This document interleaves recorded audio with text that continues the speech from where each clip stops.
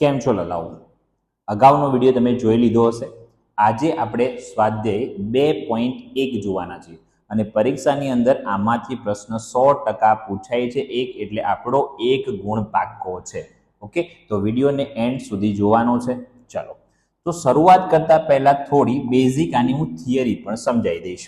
Theory શું છે કે ભાઈ આલેખ પરથી શૂન્યોની સંખ્યા જણાવવાની. કોની ઉપરથી? આલેખ પરથી. પ્રશ્ન શું હશે? આલેખ પરથી શૂન્યોની સંખ્યા જણાવો. ટોપિકનું નામ છે આલેખ પરથી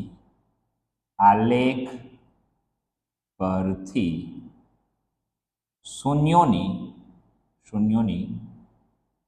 સંખ્યા જણાવો અથવા તો શોધો.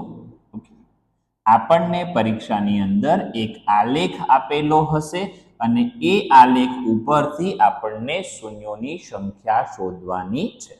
હવે આલેખ ને બે રીતે પૂછે છે. ખાસ આ વસ્તુ ધ્યાનમાં રાખવાની છે, અહીંયા તમારી ભૂલ પડી શકે છે.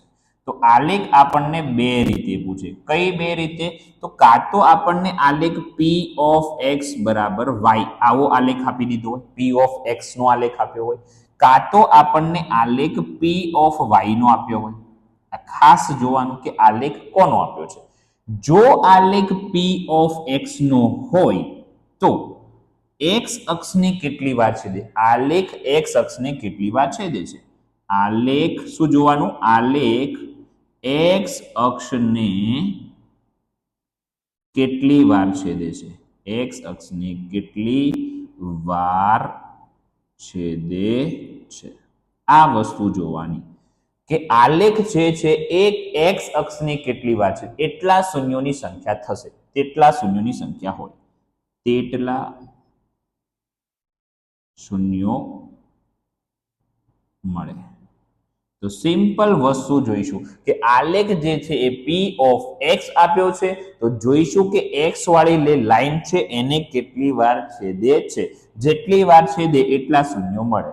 હવે p of y આપ્યું હોય તો p of y આપ્યું હોય ને તો આલેખ y અક્ષને કેટલી વાર છેદે? આલેખ y અક્ષને કેટલી વાર છેદે એ જોવાનું. કેટલી વાર છેદે આ વસ્તુ જોઈશું. y વાળો આલેખ છે તો y અક્ષને કેટલી વાર છેદે છે એ જોઈશું. તેટલા શૂન્યો થાય. ઓકે, તેટલા શૂન્યો હોય. y ને જેટલી વાર છેદશે એટલા શૂન્યો કહેવાશે. યાદ રહી ગયું કે ના રહ્યું? x અક્ષ આપ્યો છે તો x અક્ષને કેટલી વાર છેદે છે? p of y આપ્યું છે તો હું જોઈશ કે y વાળી લાઈન છે એને આલેખ કેટલી વાર છેદે છે. ચલો, તો હવે સ્વાધ્યાય કરીએ. સ્વાધ્યાય 2.1. વેરી મોસ્ટ આઈએમપી સ્વાધ્યાય. હવે રકમ વાંચીએ કે p of x. તો અહીંયા જે આલેખ છે એ તમને શામાં આપ્યો છે? p of x માં આપ્યો છે. બધા આલેખ છે એ p of x માં છે. તો ખાલી ને ખાલી જોવાનું ગ્રાફ છે x અક્ષને કેટલી વાર છેદે છે એટલા શૂન્યોની સંખ્યા થશે. તો અહીંયા આ x વાળી લાઈન છે, આ ગ્રાફ છે. તો આ લાઈન તો x અક્ષને છેદતી જ નથી, તો છેદે નહીં તો અહીંયા શૂન્યોની સંખ્યા આવશે 0. શૂન્યોની સંખ્યા એક પણ વાર ન છેદે તો જવાબ લખી દો 0. ચલો, આ આલેખ છે તો આ આલેખ x વાર x અક્ષને કેટલી વાર છે? આમ જોઈએ તો આ x અક્ષને કેટલી વાર છેદ્યું? તો સર એક જ વાર. તો અહીંયા શૂન્યોની સંખ્યા કેટલી હશે? કે 1 હશે. બસ આટલું જ કામ કરવાનું છે. તારો 1 માર્ક્સ પાક્કો લાલા. હવે અહીંયા જો, અહીંયા આ જે આલેખ છે આ આલેખ x અક્ષને કેટલી વાર? તો એક વાર અહીંયા છેદે છે, એક વાર અહીંયા છેદે છે, એક વાર અહીંયા છેદે 3. તો શૂન્યોની સંખ્યા કેટલી હશે? 3. કેટલું સિમ્પલ છે. ચલ લાલા, અહીંયા જણાવો અહીંયા કેટલા શૂન્યોની સંખ્યા છે? તો જો x અક્ષને એક વાર છેદે છે, ફરીથી આમ થઈને બે વાર, એક વાર અહીંયા છેદે છે, એક વાર અહીંયા છેદે છે. તો શૂન્યોની સંખ્યા કેટલી થશે? શૂન્યોની સંખ્યા થશે 2. અહીંયા તો કે 1 2 3 અને 4. તો શૂન્યોની સંખ્યા કેટલી થશે? 4 થશે. જો લાલા, અહીંયા છે ને ખાલી જસ્ટ ટચ કરે છે, આવું નથી. આલેખ બુકની અંદર આપણો આવો છે, આમ છે, પછી અહીંયા જસ્ટ ટચ થાય છે, પછી આમ છે, પછી અહીંયા ટચ થઈને આમ છે, અહીંયા છે તો શૂન્યોની સંખ્યા 1 2 અને 3 આવશે. બુકની અંદર જે આલેખ છે ને એ ખાલી ને ખાલી 3 વાર જ છેદે છે.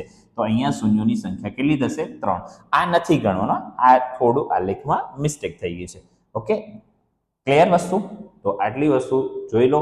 હવે જો અહીંયા પી ઓફ વાય ના આલેખ લીધા નથી, પણ માની લો કે હું પી ઓફ વાય નો આલેખ દોરું.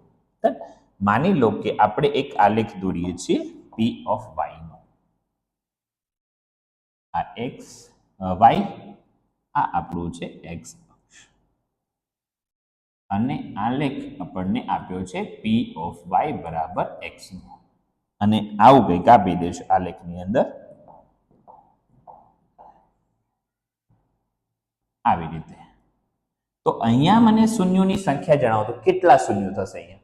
તો ધ્યાન રાખજો, ભૂલથી અહીંયા એક્સ અક્ષ ના જોઈ લેતા. અહીંયા રકમ છે પી ઓફ વાય માં છે, તો આપણે એ જોવું પડે કે આપણો આલેખ છે વાય ને કેટલી વાર છે. તો અહીંયા તો એક જ વાર છેદે છે, તો અહીંયા શૂન્યોની સંખ્યા કેટલી હશે? શૂન્યોની સંખ્યા હશે 1. શૂન્યોની સંખ્યા બરાબર, બસ આટલું કામકાજ કર. બસ અહીંયા આટલું જ યાદ રાખવાનું છે કે એક્સ અક્ષને કેટલી વાર છેદે છે, વાય અક્ષને કેટલી વાર. આલેખ જો પી ઓફ એક્સ માં હોય તો એક્સ યાદ રાખવાનું, પી ઓફ વાય હોય તો વાય ને કેટલી વાર છેદે છે. તો ચેનલને સબસ્ક્રાઇબ ન કરી હોય તો સબસ્ક્રાઇબ કરી લેજો અને બેલ આઇકોન ક્લિક કરી લેજો, જેથી મારા નવા વિડીયોની અપડેટ તમને મળતી રહે અને તમારો સપોર્ટ મળે છે એ બદલ આભાર. આવી જ રીતે આપણે ભણતા રહીશું અને આપણા 80 માંથી 80 નો જે ગોલ છે એ આપણે 100% અચીવ કરીશું. Thank you.